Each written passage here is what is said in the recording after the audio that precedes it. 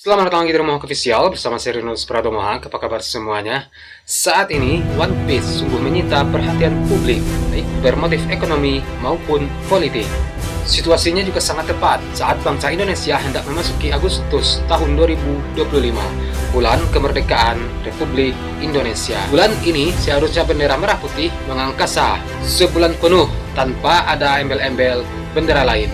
Bukan hanya di kantor-kantor pemerintah dan swasta, melainkan juga di rumah-rumah warga, baik di kota ataupun pelosok-pelosok negeri. Namun kesakralan bendera merah putih seolah terusik oleh datangnya bendera bajak laut.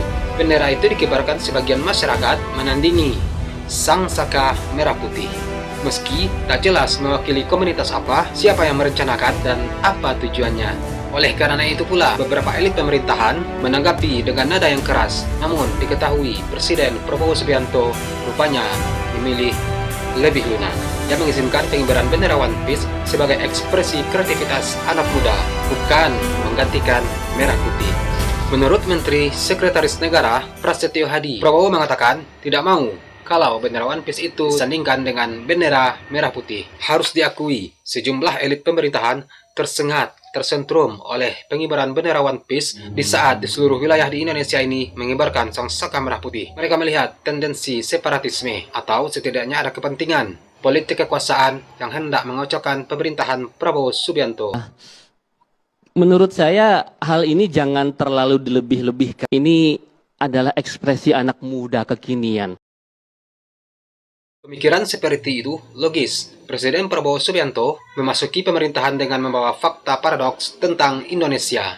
Meskipun saat kampanye, Prabowo mengklaim Prabowo sejatinya membawa gagasan sendiri. Prabowo melihat Indonesia sebagai negeri yang kaya raya, tapi sebagian besar rakyatnya dalam garis kemiskinan. Hal itu terjadi karena pengelolaan kekayaan Indonesia yang salah.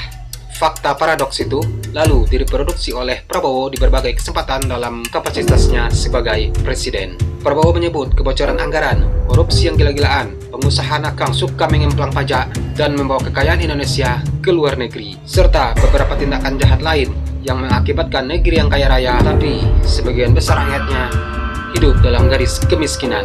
Prabowo Subianto sendiri sangat sadar bahwa fakta paradoks itu terjadi dalam konteks sejarah ekonomi politik Indonesia. Benih penyebabnya sudah tertanam sejak zaman kolonial. Menurut Prabowo, di negara dengan sistem kapitalisme, orang kaya memang tumbuh, tetapi orang miskin tumbuh jauh lebih cepat, dan Indonesia termasuk di dalamnya.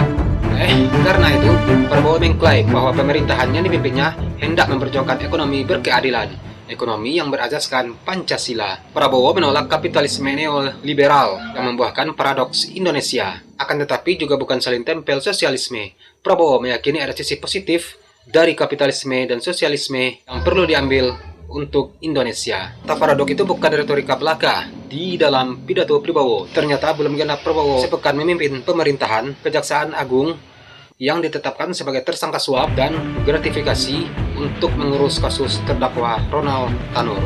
Di kediaman Richard ditemukan uang tunai dalam beberapa pecahan mata uang dan emas seberat 51 kg yang nilainya hampir mencapai 996 miliar rupiah atau hampir 1 triliun. Itu sangat luar biasa. Susah sekali kita membayangkan uang dan emas sebanyak itu disimpan di kediaman pribadi. Bahkan pemiliknya pun rupanya kesulitan untuk belanjakan. Keberadaan harta hampir 1 triliun itu tentu saja tidak berdiri sendiri. Jejaknya menjarah dalam sistem yang mengkultur. Siapapun bisa terjerat, tak berdaya. Dan terbukti setelahnya Kejaksaan Agung di kemudian hari berhasil membongkar kasus korupsi di Pertamina yang nilainya lebih besar lagi dari kasus semula.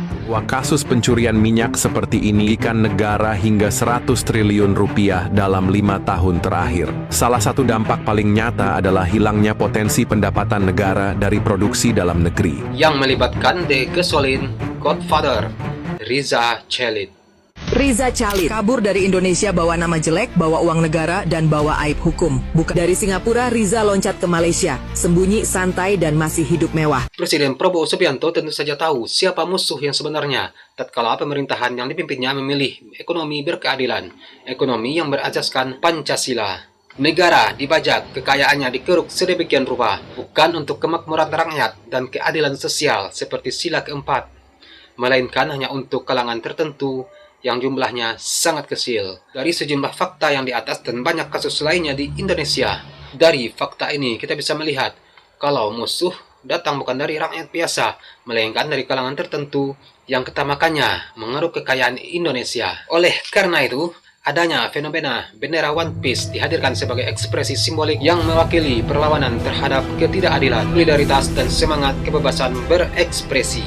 Masyarakat menganggap negara sedang dibajak, Indonesia dianggap dalam tawanan kalangan tertentu. Rakyat sedikit kecewa, Presiden Prabowo sudah hampir 1 tahun berkuasa, tapi belum menunjukkan langkah besar yang nyata, yang terbukti menguntungkan rakyat dan mengakhiri sebuah kemunafikan di Indonesia. Tafsir dari sudut warga masyarakat itu rupanya juga dibaca oleh Presiden Prabowo Subianto. Presiden rupanya bisa menerima kekecewaan rakyat. Bendera One Piece akhirnya diizinkan berkibar sebagai ekspresi kritis masyarakat, bukan untuk menggantikan sang saka merah putih. Karena sang presiden percaya bahwa pengibaran bendera One Piece pada awal Agustus tahun 2005 itu jauh dari makna pembangkangan atau sejenisnya. Namun, juga bukan mustahil bermakna seperti itu tatkala paradoks di Indonesia tidak segera berakhir, atau akan muncul bendera-bendera lain yang terang-terangan menentang cucian bendera sang saka merah putih. Bahwa pengibaran bendera One Piece itu bukanlah suatu yang perlu ditakutkan, bukan sesuatu yang bersifat pembangkangan, makar, separatisme, atau sejenisnya. Karena bendera One Piece adalah sebuah ekspresi kreativitas dari masyarakat. Oke, sekian video hari ini. Akhir kata, saya Reno Supratomo Mohat. Salam sayang untuk orang samping Anda, dan sampai jumpa di video selanjutnya. Peace.